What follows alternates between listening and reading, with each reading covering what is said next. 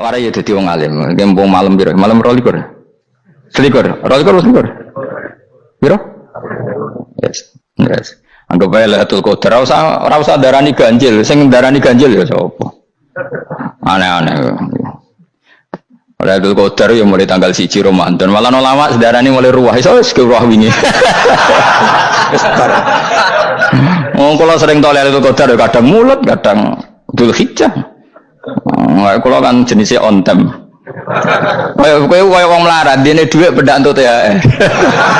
Nah wong marang pangeran ya sawal selo besar ya untuk napa? Lailatul Qadar. Mergo Lailatul Qadar iku malam diturunane Quran. Quran itu turun Ramadan tok apa tau Sawal to? Sawal ya tau, Dzulhijjah tau. Dzulhijjah tau. Bolak-balik al-yauma akmaltu lakum turun to bulan apa? Dzulhijjah. Kowe mari amatir, itu angel terang. Sing darane Lailatul Qadar iku malam diturunne Quran. Quran turune iku piro? Ya macam-macam, Ramadan nggih bolak. Lah tapi ana kelas-kelas premium, ana kelas umum, kelas umum wis pokoke Ramadan. Sing ganjile dipilih salah sitok. Berarti itu pembatasan apa? Nah, Quran dhewe turun coba surat paling terkenal, ayat paling terkenal al-yauma akmaltu lakum turun tanggal piro? Tanggal 9 Arafah Dzulhijjah haji wada. Padahal ta'rif Lailatul Qadar apa unzila fihil Quran. Ya tapi ilmu ini mari debat biasa. Semuanya wong kula takoki wong Gus nuzul Quran tanggal piro 17. Lailatul Qadar tanggal 21. Ya jare nuzul Quran yo pas Lailatul Qadar. Wong-wong lak muni bingung nang wong. Nah aku sira bingung. Lha kok ora tau mikir jajal. Nuzul Quran sing resmi ning kitab-kitab tanggal piro? 17. Lailatul Qadar tanggal. Padahal Lailatul Qadar disifati apa? Malam turune. Doa, nek ora tau bingung ngono. Wong ana kadang ngirim wong goblok, wong kok ayeme ngono. Ora tau mikir. Aku men goblok-goblok. Dadi ana ilmu paradok barang ya tenang, ya santai. Padahal ya tak bedheki ya nuzul Qur'ane tanggal piro sing resmi cara kitab-kitab. 17 Ramadan. Lailatul Qadar sing resmi 21 nganti 29. Terus Lailatul Qadar iku wulan apa? Wulan diturunkannya Al-Qur'an. Berarti tanggal piro? Bocah dijamin ya kan inna anzalnahu fi lailatul qadar. Saya tak tahu. Nuzul Quran tanggal piro? 17. Lailatul Qadar. Selikur. Terus Lailatul Qadar ku malam diturunkannya Al-Qur'an turun tanggal 17. Berarti Lailatul Qadar tanggal ada nih orang tahu eskal yo gumen wong-wong. Yo kok penak weh. Mulai dadi wong alim loro, kan ora usah mari eskal.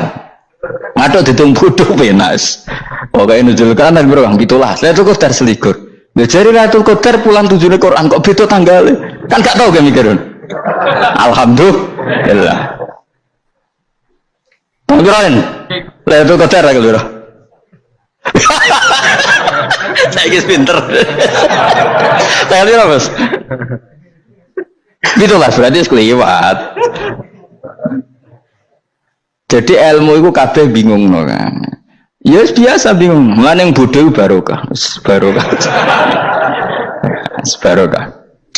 Kula cara ora dipilih pangeran nggih milih dadi wong bodoh, tapi wong pangeran milih kula dadi wong pinter dadi tak syukuri wae. Tapi kadang kula iri, wong bodoh ku iri. Modele penak urip santai.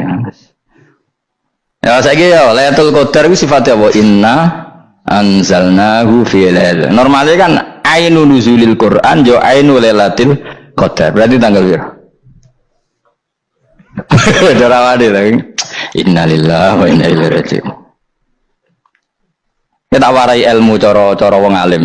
Meskipun sampean boleh bantah siji yo kadang keterbatasan ilmu. Nomor loro hasud, bantah kan sebab macam-macam. Hasud. Nomor 3 bantah gue kegiatan. Kayak wong kuliah nak agak kritis kan darani ra pinter. Jadi cocok lah ya kudu bantah. Engko khas-khasan cerdas apa? Nomor 4 bantahan itu sifatnya wong wedok. Menang kalah protes. Berarti kowe ora lanang, berarti wedok, tukang protes itu wedok. Nomor 5 bantah itu berarti dia punya keiskalan tapi nggak bisa keluar dari keiskalan itu. Jadi problem Anda ditimbangkan ke saya, itu ya ora sopan. Problem-problemnya dia kok ditimbangkan ke saya. Begini terang no. Hukumnya Allah Ta'ala itu ada yang berstatus itu lugu. Lugu itu ya lugu ummi. Karena agama ini memang ummi. Ummi itu lugu. Sehingga agama ini tidak perlu diterangkan. Ketika Abu Hanifah, agama ini ketika datang, itu orang lugu. Lugu itu murni. Murni itu proporsional. Sehingga sifat ummi itu baik. Misalnya saya bilang gini, rumah awas kena keliru. Kalau kamu sholat itu batal kalau makan. Itu ukurannya 1 upo apa 1 piring? 1 upo kan? Itu sudah batal. Terus kalau saya bilang gini, Cong nak tamu keimangan, itu 1 piring tak 1 upo. Enggak jawab ya? 1 piring. Orang iso misal, tak keimangan, gue 1 upo. Nah, lalu Anda ditanya gini, lalu definisi makan itu apa? Memasukkan 1 piring ke mulut, apa 1 upo ke mulut? Dalam bab sholat 1 upo ke mulut itu makan. Tapi dalam bab hormat tamu itu 1 piring. Setuju ya? Tawari pinter kayak. Ayo tawari ya. Wes setuju ya? Wes pinter. Lo jawab wes pinter. Urung. Lailatul Qadar ya kok. Misalnya Lailatul Qadar menjadi super karena ada sesuatu yang super turun, yaitu Lailatul Quran. Jadi menjadi super karena yang turun adalah sesuatu yang super, dan itu artinya tanggal. Loh, salah nih aku cek. Iku utek tanggal 21 kabeh sing ngaji ning ngene. Oh jelas inna anzalnahu fi lailatul qadar. Hurujuke ning ndi? Quran kan? Wa ma adraka ma lailatul qadar. Lailatul qadri khairum min alfi syahr. Makanya Lailatul Qadar itu ya bisa saja tanggal 1 kemarin sudah kelewat. Mbok entah ini jebelis baris dada atau mungkin Sa'ban. Jadi perdebatan ulama tentang Lailatul Qadar, malah ada wali yang bilang saya tiap hari mendapat Lailatul Qadar. Nah, itu malah kelas meneh, malah pusing, malah napa? Pusing. Udah gak usah mikir itu. Jadi hukumnya Allah itu ada 2. Ada hukum itu lugu dan ini bagus. Makanya saya itu kenangan saya terbaik dalam membela Allah dan Rasul. Saya ulang lagi, kenangan saya terbaik dalam membela Allah dan Rasul itu masalah faraid. Dulu mungkin banyak yang ingat lah ketika tahun berapa lupa saya, tapi ada seorang menteri dan pakar Islam menggulirkan isu hak waris itu sama, lelaki dan perempuan sama. Alasannya karena perempuan sekarang kerja. Jadi gara-gara kesamaan gender kemudian mereka ingin bagi waris itu apa? Sama lidzakari bisul hadil unsayain itu ditentang. Gerakan itu pernah menguat, termasuk yang bisa dengan tanda kutip bisa menghentikan gerakan itu, termasuk itu saya. Yang punya pikiran gitu tak parani, tak tantang begini. Saya bilang gini, Anda ngomong ini itu karena pinter apa karena tren? Tak tanya, ya karena pinter. Saya ini kan orangnya keren, punya kepangkatan jos lah. Ya kepangkatan jos, kepangkatan dunia, mesti nak cara pangeran jos ora ya ora. Cara ukuran dunia itu jos lah. Tak tanya, saya itu Pak Ba, termasuk yang setuju gerakan kesamaan gender. Dulu kan lelaki perempuan itu beda sekali karena lelaki kerja perempuan tidak. Sekarang sama-sama kerja maka warisnya harus sama. Terus saya tanya gini, lalu penyebab warisan itu kerja apa lelaki? Dia jawab kerja. Dia nggak ngerti kalau ngadepin saya. Saya ini kan orang alim yang biasa belajar mantek. Dan ini roh nak aku ngalim. Sembrono ya jadi dene. Ketika tak tanya gini, lalu misalnya saya punya anak, yang anak saya putri itu direktur BUMN atau direktur bank atau direktur PT besar. Kemudian anak lelaki saya idiot goblok. Warisannya dikasihkan siapa? Kalau kerja adalah alasan dapat warisan, berarti anak saya perempuan itu yang dapat warisan dong. Anak saya lelaki kan idiot, nggak kerja. Lalu warisan itu berdasar prestasi apa empati? Kalau berdasar prestasi malah Anda ini aneh. Sudah kerja direktur BUMN hanya karena dia kerja, dia dapat warisan karena Anda bilang asbabul irsi adalah kerja. Kalau saya bilang karena empati, saya juga gak fair. Yang kerja juga butuh modal gak saya warisi, tapi yang idiot tak warisi karena warisan berdasar empati. Lalu Anda milih mana? Bingung deh namanya. Sampai dia ikrar, saya belum pernah mendapat perlawanan seperti ini karena Anda ngomong sama orang-orang goblok, kata saya. Terus saya bilang, saya ini ngaji Wahab khatam berkali-kali. Anda mungkin baca kitab Wahab itu hanya terjemah. Maka menurut Islam yang menjadi hak waris itu sebabnya zukurah wal unasah, kelelakian menjadi dapat 2 bagian, keperempuanan menjadi 1 bagian, dan itu Islam tidak mau urusan dengan prestasi maupun empati, mujarrodul zukurah dan mujarrodul unusah. Sehingga dengan seperti ini tuh Islam nggak ribet. Coba kalau kamu pakai ilatul hukmi, pakai cara berpikir logika, malah ruwet. Karena tadi kalau kesamaan gender itu karena perempuan kerja, lalu misalnya yang lelaki idiot misalnya atau pengangguran, warisan kamu kasihkan siapa? Kalau kerja itu menjadi alasan hukum, kamu kasihkan yang perempuan kan? Aneh enggak? Yang sudah kerja malah kamu kasih warisan, yang nganggur enggak? Berarti berdasar prestasi atau berdasar empati. Kalau kamu dapat warisan, idiot dulu dong, idiot dulu, goblok dulu, kecelakaan dulu, baru dapat warisan karena dapat empati. Yang sudah PNS enggak perlu dapat warisan karena sudah juga ruwet. Fikih seperti ini ruwet gak? Ruwet. Nah, kata Imam Haromen, gurunya Ghazali, agama itu kadang dinuna dinul ajais, kita ikut yang lugu saja. Allah bilang lelaki dapat 2 bagian dari perempuan, ya lelaki ya yang punya alat kelamin, penis. Perempuan yang punya farji, ya sudah gitu aja, gak usah ruwet-ruwet. Kenapa begitu? Ya sudah seperti itu. Nanti lama-lama gini kalau diterusin. Ada seorang dokter fikih perempuan, dia menguasai fikih sholat. Ruhin lanang tapi gak nguasai fikih sholat, rohnya mau pesolatan misalnya. Lalu yang jadi imam siapa kalau berdasar prestasi? Perempuan dong, karena dia doktoral fikih sholat, dia menguasai aneh-anehnya sholat. Goro ibu masaili sholat dia menguasai. Sementara Ruhin takoi sholat itu apa Ruhin? Pokoknya ini gugus ngadeg terus lugu, terus ngadeg balik. Apa? Ada bulan, nak salam ngalerin. Dia tahunya hanya itu dok. Lalu kalau nuruti imam sholat adalah yang terpandai dalam fikih sholat, tentu yang imami perempuan. Tapi agama ini tidak seperti itu. Pokoknya wong lanang imami, wong beda. Jadi makanya kata Imam Haromen, dinuna dinul ajais. Sampai Said Muhammad itu sering ngutip beliau gini kan, Allahumma imanan ka imanil ajais, ya Allah. Semoga iman saya menerima konsep engkau itu ka imanil ajais. Imannya wong wedok-wedok sing lugu. Ajis itu perempuan lugu yang sudah sepuh. Jadi misalnya ngukur anak seneng ya anak kono gedang goreng, ngekei duit, ya lugu saja. Itu bagus. Daripada kamu pakai argumentasi, karena argumentasi ini sebetulnya kelihatan cerdas, tapi ada kebodohan masif. Karena tadi, kalau hak waris kita otak-atik dengan prestasi, maka yang pro empati akan protes. Paham ya?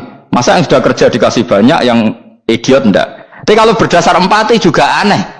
Masa dapat warisan harus goblok dulu, harus kecelakaan dulu. Maka Rasulullah pernah ngendikan ketika ditanya, lalu warisan untuk siapa ya Rasulullah? Nabi jawabnya lucu, fali aula rojulin dakarin. Jadi Nabi sempat ngendikan kata rojul, kemudian direvisi dakarin, fali aula rojulin dakarin. Semua ulama ngendikan dakarin di sini adalah badal. Nabi ngendikan rojulin, kemudian Nabi ingat kalau rojul itu identik dengan lelaki dewasa, apa? Kemudian Nabi mengulang lagi dakarin, tidak harus dewasa, yang penting lelaki. Jadi meskipun baru lahir, kalau dalam keadaan baru lahir namanya apa? Kan dakarin kan? Belum bisa dikatakan rojul. Paham ya? Nabi ngulang 2 kali. Fali aula rojulin dakarin. Ini penting saya utarakan supaya clear. Jadi agama itu gak usah diotak-atik. Ya itu tadi misalnya imam sholat itu lelaki. Ya sudah lelaki. Lelaki itu apa? Yang punya alat kelamin lelaki. Jangan dibalik ini. Yang dikatakan lelaki itu orang kuat.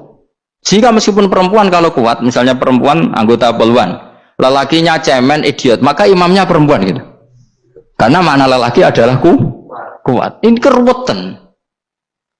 Jadi agama itu tidak seperti itu. Nah sekarang kembali ke pilihan. Yang dikatakan pilihan itu orang hebat. Apa yang dipilih? Apa berdasar definisi? Apa berdasar kehendak yang milih? Ya kok mulai do pinter, tumben do pinter. Alam raya ini milik Allah dan semua di alam raya ini milik Allah, maka dipilih tidak dipilih itu terserah yang punya apa terserah kita, apa terserah kriteria, apa terserah definisi. Dalam konteks kita sebagai objek diambil, tentu terserah yang punya.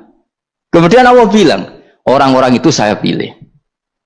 Nah kalau milihnya Allah berdasar kepunyaan, tentu Allah boleh dong memilih orang yang sebetulnya berstatus dolim.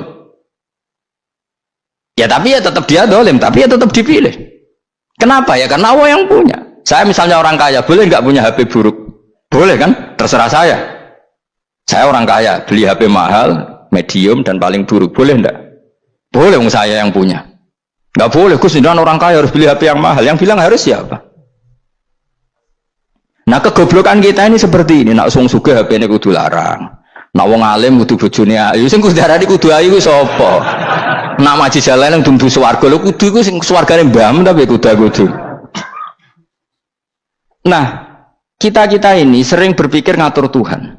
Nah, Indonesia negara yang mayoritas muslim terus Islam Indonesia kudu dadi sampling Islam seluruh apa? Dunia. Ya ora usah sombong ngono ya keben mayoritas juga wonge kakean ngono ae ora perlu GR jadi sampling percontohan Islam internasional ora perlu ngono. Lah misale terus dadi contoh misalnya Masjid Haram niru Jumatan ning Indonesia berangkat mbek do rokokan. Bariku teki diusep-usepno ning pojok pager. Lah misalnya wong Mekah terus do ngono kabeh karena mencontoh Islam Indonesia. Kacau gak? Ora usah GR ngono biasa wae. Napa? Biasa wae. Terus misalnya mencontoh Islam Indonesia, Indonesia nak jaran Wali Songo terus tahlilan nunggu nganti setengah jam. Lah terus raudhah dikepung ngono rak macet Mekah Madinah. Mergo agar ziarah Nabi terus lungguh apa? Sak jam. Nak ning wali sak jam ning Nabi 2 jam lah kira-kira gitu. Ya malah nganyak Kanjeng Nabi dong. Nabi sekaruan afdhalul khalqi mbok dongakno wa maghfir lahu warhamhu. Iku malaikat sak langit misah. Ya Nabi kok dongakno di sepuro. Kowe tapi butuh sepuro kan. Enggak boleh doakan Nabi gitu, enggak boleh. Allahumma sholli ala sayyidina Muhammad wa ala alihi. Enggak boleh pakai ighfir lahu. Masalah kita tahlilan apa alam donga iku terus kamu gunakan. Ya misalnya terjadi percontohan Islam dunia terus Nabi kapundhut ditalkin, nak ditakoki waman rabbuka piye. Terus Nabi warai waman nabiyuka. Mesti Nabi yo pro, lah Nabi coba takoki. Jadi kita ini sering kumo luhur karena kita mayoritas terus jadi percontohan Ora usah ngono. Paham ya napa? Ndak usah ngono, mayoritas sae, tapi ora usah GR jadi apa? Percontohan internasional. Mungkin kalau masalah Islam damai ya bagus, tapi itu kan tidak hanya Indonesia. Di mana-mana yang Islam damai juga banyak dan yang tukaran juga banyak. Toh yang tukaran nggak pernah maklumatkan diri ini percontohan janda. Ya biasa saja. Saya ulang lagi ya. Maka menurut saya nggak akan benar pendapat Khawarij atau pendapat Islam yang keras bahwa orang dosa besar itu keluar dari Islam. Karena ketika Allah mengatakan kemudian aku pilihkan kitab ini tak kasihkan orang-orang yang saya pilih, itu diantara yang pertama adalah meskipun mereka sebagian tetap zalim. Artinya tetap zalim itu tidak menjadi dia keluar dari status Islam. Paham ya? Sekarang saya tanya, yang dikatakan warga Indonesia itu siapa? Ya siapapun yang bergeografis di Indonesia, lahir sebagai akte Indonesia, ya orang Indonesia. Kemudian ada yang penjahat, ada yang maling, kita penjara. Apa dia keluar dari kebangsaan Indonesia? Enggak kan? Sama ketika orang Islam menjadi zina dan fase koruptor, keluar dari Islam enggak? Enggak. Karena Allah tetap bilang faminhum. Apa? Faminhum. Jelas ya? Wes kayak ngarah Khawarij. Kenapa? Kalau Khawarij cara berpikir itu ekstrim. Setiap dosa besar itu mengeluarkan orang dari status Islam. Oh, itu bahaya sekali. Karena nanti kalau itu iya, kita akan kehilangan banyak orang nopo Islam. Makanya Nabi nanti ngendikan, saya berharap yang nanti masuk surga dari umatku itu separuh, 2/3. Itu kata ulama-ulama. Kalau kita pakai mazhab Khawarij, orang Islam itu tidak sampai 1/3. Karena banyak yang keluar dari Islam. Duwe keris gak Islam, duwe akeh ra Islam, nglakoni jimat gak Islam, nyekel patok gak Islam, dosa gede gak Islam, korupsi gak Islam. Terlalu banyak yang kita usir dari Islam. Lalu kita ngusir atas nama apa? Coba. Kalau atas nama Tuhan, kamu tidak Tuhan. Atas nama wakil Tuhan, Tuhan tidak pernah mewakilkan ke Anda. Orang-orang mandate.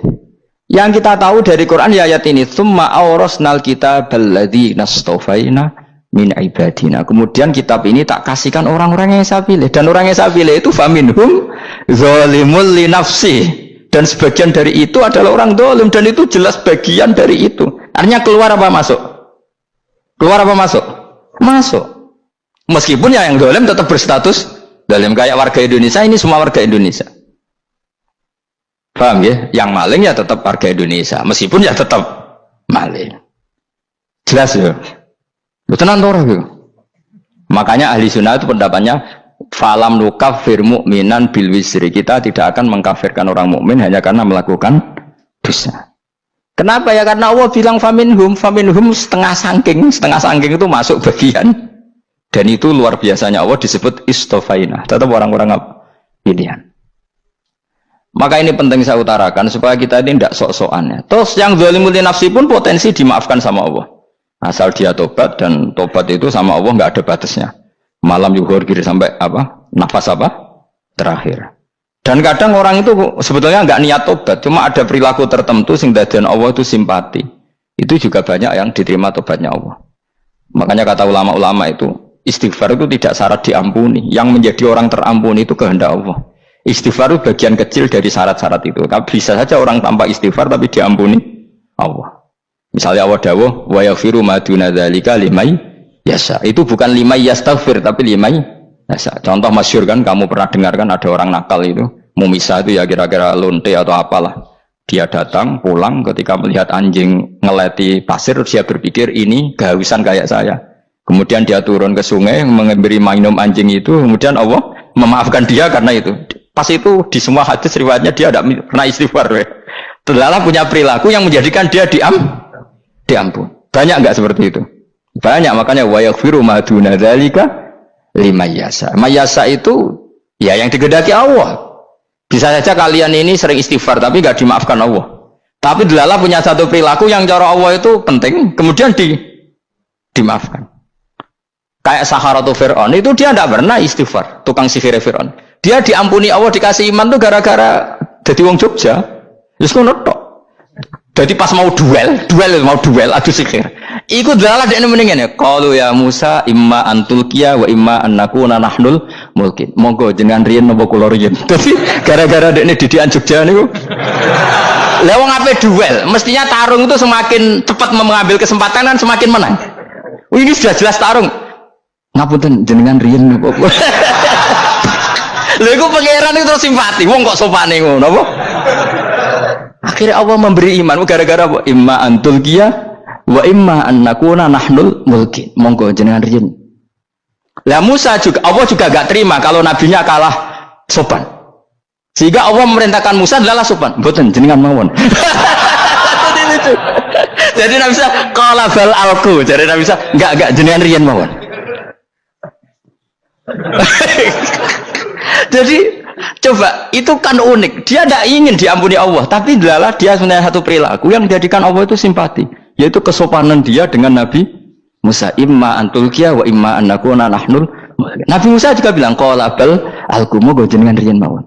Akhirnya sakit dia nak ngoten. Makanya Fir'aun tuh mangkelnya bukan main. Ketika pertunjukan itu akhirnya kan Saharatu Fir'aun kan kalah. Setelah kalah langsung iman. Maka kata Fir'aun, ini jelas Musa itu guru kamu. Cuma pura-pura saja kamu pro saya. Lah buktinya apa? Jare buktinya tadi monggo-monggonan gitu. Makanya Fir'aun bilang innahu lakabirukumul ladzi 'allamakumus sihr. Wah, itu mesti Musa itu gurumu. Padahal ya gak kenal sama sekali. Cuma gara-gara monggo-monggonan tadi itu akhirnya terus pikirannya Fir'aun. Wah, mesti wis kenal suwi, mau gayane tok. Mergo gara-gara monggo-monggo jenengan riyen. Mboten, monggo jenengan. Jadi makanya sampean jangan putus asa. Makanya keliru sekali kalau kita bilang diampuni Allah nunggu istighfar. Enggak. Tentu istighfar penting, kita sepakat. Istighfar itu penting, kita sepakat. Tapi itu tidak satu cara-caranya Allah untuk orang bisa diampuni. Nabi misalnya ngendikan ana wa kafilul yatim kahateni fil jannah. Coba. Orang sering istighfar sama kafilul yatim, kira-kira surganya cepat mana? Cepat kafilul yatim meskipun enggak istighfar. Kalau istighfar terus tapi medhit ra karuan. Tak jamin pun rokok alamatnya medhit jelas nen rokok aku roh. Wis jelas. Al-bakhilu qaribun minan nar, jelas alamatnya deket-deket situ lah, paham ya? Wis jelas as-sakhi qaribun minallah, qaribun minan nas, baitun minan nar. Nah al-bakhil baitun minallah, baitun minal jannah, qaribun minan nar. Jadi wong medhit itu ya deket-deket situ alamatnya sudah jelas deket-deket neraka. Ana wa kafilul yatim kahateni fil. Berapa? Apa semua yang dimaafkan Allah Nabi nyebut syaratnya istighfar? Kebanyakan malah enggak. Orang alim misalnya. Makanya orang alim kalau jarang istighfar kamu enggak usah iri. Orang alim tuh mulang tok, itu langit bumi mintakan ampun. Wa innal alima la yastaghfiru lahu man fis samawati wa man fil ard hatta al-khitan fil bahr. Orang alim itu otomatis dimintakan maaf oleh langit dan bumi sampai iwak ning laut. Mengapa jendur Gus Pak jangan istighfar? Aku sing istighfar iso akeh sembrono. Langit bumi no. Mulane kula nu jarang istighfar bukan karena saya sombong, memanfaatkan istighfar mereka no. Dan saya yakin itu lebih mandi timbang istighfar saya. Mun koman fis samawati nglebokno Jibril, Mikail, orang-orang keren no, makhluk-makhluk no, keren. Saya baru cari hadis yang wa innal muta'allim sing ijek belajar tapi belum ketemu. Nanti kalau ketemu tak kasih tahu apa? Karena hadisnya yang saya baca masih wa innal alim apa? Orang alim jadi agak ketat. Nah, nanti kalau sudah ketemu wa innal muta'allima. Nanti dicari. Tapi pasti palsu kalau ada itu. Karena semua tagnya itu apa? Alim. Atau ya kamu alim dibanding yang di bawahnya ya, semoga itu masuk apa? Jadi dibanding orang Papua kan harus alim. Saya ulang lagi ya, ini penting sekali. Jadi latihlah jangan punya gerakan takfiri orang lain dianggap kafir, orang lain dianggap kafir, karena Allah tidak pernah mengusir hambanya. Meskipun apapun salah najiyah, kata Allah tetap faminhum. Apa? Faminhum. Hum itu rujuknya ke yang depan. Jadi termasuk orang-orang yang saya pilih adalah faminhum zalimul li nafsi, tetap dia di arena itu. Nisbatnya Islam ya tetap di area Islam itu. Meskipun yang ya kayak warga Indonesia, coba. Warga Indonesia itu siapa? Yang terlahir di Indonesia dan berKTP berkartu keluarga Indonesia sudah. Nanti tentu yang bajingan tetap bajingan, yang koruptor tetap koruptor. Tapi menjadi warga Indonesia terus keluar dari warga Indonesia.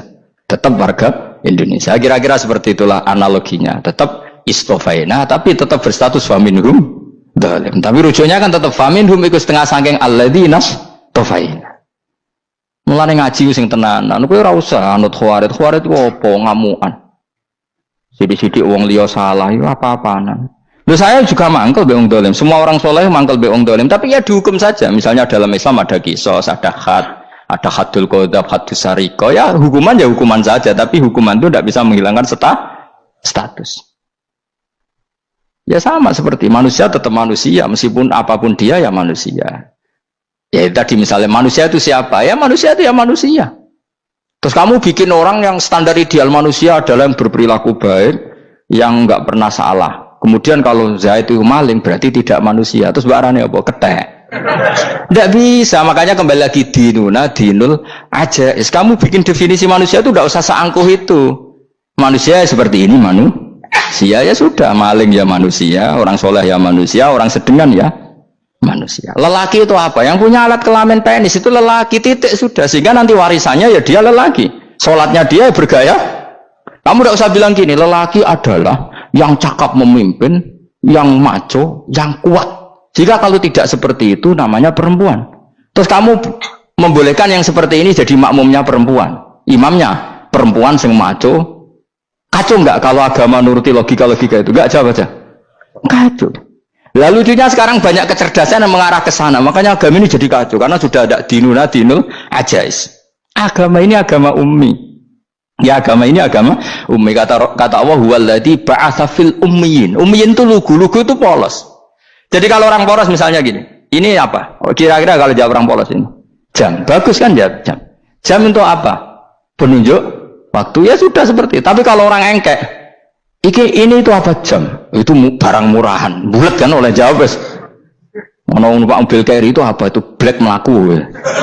Yang mobil itu Alphard. Jadi kacau. Enggak boleh agama dibawa ke sana. Apa? Agama di sana dibawa ke sana. Nah itu madzhabnya ahli sunnah apa? Wal jamaah. Ketika Rasulullah ngendikan la yu'minu ahadukum hatta yuhibba li akhi, ora kok diarti ini ora iman. Jika yang menyala itu tidak iman, tidak seperti itu cara mengartikan ahli sunnah wal jamaah. Karena status itu tidak pernah hilang. Yang hilang hanya kesempurnaannya. Paham ya? Kesempurnaan kita jalani manusia hilang karena kita maling, karena jadi koruptor. Tapi tetap kita manusia. Kesempurnaan kita sebagai orang mukmin hilang kalau kita fasik. Tapi kita tetap mukmin. Paham ya? Makanya setiap hadis gitu kata ahli sunnah la yu'minu imanan kamilan. Wis dong ya. Dong. Ya terus alhamdulillah subhanallah. Ya udah alim mas malam rolikur. Malam Lailatul. Aku kadang yang melok goblok aduh. Saya tuh sering dididik sama bapak saya, sekumpul wong akeh kudu melok goblok guys. Makanya bapak itu kalau ada orang pidato, bapak kan juga nggak suka pidato juga, tapi ya kerso kadang-kadang, saya pun kadang-kadang kerso. Asal sing utus pernah guru, pernah sepuh kadang kerso. Nah, bapak nak bahas pengajian ngomongin balik dari bapak, malah bingung, ngomong apa wae. Coba kita dengan PD-nya bilang Lailatul Qadar itu 21 sampai berapa? 29. Lailatul Qadar. Warna itu malam Lailatul Qadar. Lalu Lailatul Qadar keren tuh karena apa coba? Karena nuzulul Quran. Lalu nuzulul Quran tanggal 17. Lalu Lailatul Qadar tanggal berapa? Oh, ada nih. Alhamdulillah. Tapi ini jangan jadi keiskalan yang masih sudah difitnah. Coro Gus Ba, ya coro Gus Ba, coro Quran ngawur gitu. Sembrono. Memang aku tidak pendapat tentang Quran, dan ayatnya seperti itu. Maka yang benar, Lailatul Qadar itu kata ulama-ulama dulu, orang yang beramal soleh, ya itu sudah anggap saja dapat Lailatul Qadar. Orang itu rawusan dulu, esok dulu serengengi, belerengan tau orang, nara belerengan berarti untuk Lailatul Qadar, jangan mendung kan belereng di. Terus bunyi angitnya sayup-sayup, Inggris dini hari ya sayup-sayup, blok-blok aneh-aneh. Lah anak pikir segoyo, berarti wong laut gak taran untuk Lailatul Qadar, ke segoro gitu langitnya bianter. Lah anak yang dia yang mesti sayup. Mau angin dok gunung wis kesel tadi harus sayup-sayup. Gaya ukuran ojo ngono, gaya ukuran ngono rak wong diang luwih ngrasa entuk Lailatul Qadar timbang wong segoro kidul. Go segoro kidul angine apa? Buanter. Padahal alamate piye? Sayup-sayup. Mana-mana. Maksudnya alamat ngono iku ora ngono, maksudnya ayat iku Kanjeng Nabi mbak dawuh ngono, maksudnya ora ngono. Wes dong ya. Ayo Lailatul Qadar tanggal aku semeneng wong bodoh, enak udah terus happy no, happy. Ya saya ulang lagi ya, jadi kejati dirian itu tidak bisa hilang dengan standar keidealan. Yang hilang itu standar apa? Keidealan. Misalnya kita maling, ya eman lah sebagai orang mukmin kok maling. Warga Indonesia kok kriminal tuh eman, tapi dia tetap orang Indonesia. Orang Islam tetap Islam meskipun dia fasik. Sebab itu Allah ngendikan faminhum zalimul linafsi. Sebagian dari orang yang saya pilih dia adalah orang dolim. Ya dolim saja. Kamu jangan kamu katakan kafir ya dolim saja. Dolim kira-kira maknanya kurang ajar, kacau, kriminal. Oke, baiklah teman-teman, semua sahabat subscribers, kami ucapkan terima kasih karena sudah menyaksikan kajian dari Gus Baha. Semoga kita semua mendapatkan keberkahan yang sebesar-besarnya dengan aktif menyimak pengajian dari Gus Baha tersebut. Oke, jangan lupa untuk like, subscribe, komen, serta share video-video Gus Baha di channel ini. Sekali lagi kami ucapkan terima kasih. Semoga Anda selalu diberi kesehatan dan dilancarkan rezekinya. Oke, sekali lagi kami ucapkan terima kasih. Wassalamualaikum warahmatullahi wabarakatuh.